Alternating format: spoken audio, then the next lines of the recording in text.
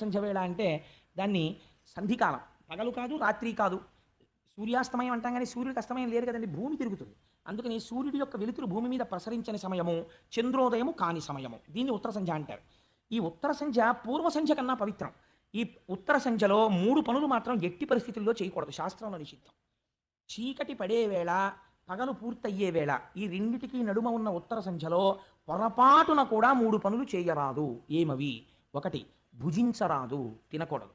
కలియుగం వచ్చిందని గుర్తేమిటి? ధర్మభ్రష్టత్వం. బళ్ళ ముందు కూడా నిలబడి ఎడం చేతిలో పెడుగు తినేస్తూ ఉంటాం అసుర సంధ్య వేళలో. వేళావేళలు లేవు కాబట్టి 1 తినడం నిషిద్ధం. అది ఉగ్రవేళ, మనస్సునందు క్రౌర్యముతో కూడిన ఆలోచనలు వస్తాయి, ఆరో వంతు మనస్సై. 2వదేది నిద్రించరాదు. 3వదేది మైథునము జరపరాదు. ఈ 3 నిషిద్ధాలు. మైథునం అంటే స్త్రీ పురుష సంభోగం, జరపరాదు. కశ్యప ప్రజాపతి. ఇది ఉగ్రవేళ అంటారు. అసుర సంధ్య వేళలో పరమశివుడు వృషభవాహనాన్ని అధిరోహించి భూమండలం మీద తిరుగుతాడు. ఆయనకి స్వపర భేదములుండవు. ఆయన వితతస్రస్తకేశుండు, తల దువ్వుకోడు జుట్టిలా పడిపోయి ఉంటుంది, పునుకల మాల మెళ్ళో వేసుకుని తిరుగుతుంటాడు. ఆయన భూమండలాన్నంతటినీ చూస్తాడు. అసుర సంధ్య వేళలో ప్రతి ప్రాణి వంక చూస్తాడు. ఈ సమయంలో ఆయన వెనకాతల భూతగణాలు వెడుతుంటాయి. వాళ్ళు చాలా ఉగ్రమూర్తులై ఉంటారు.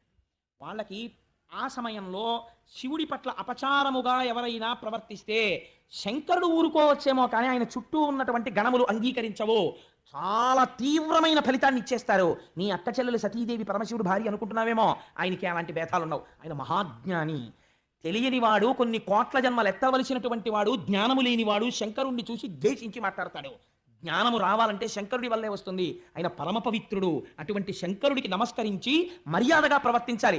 ఈ ఉగ్రవేళం రమించన్ నిషిద్ధ కార్యం బగు. శంకరుడు వృషభవాహనారూఢుడై వెడుతుంటే భార్యాభర్తలు సంగమిస్తే ఆయన ఆగ్రహానికి కారణం అవుతుంది.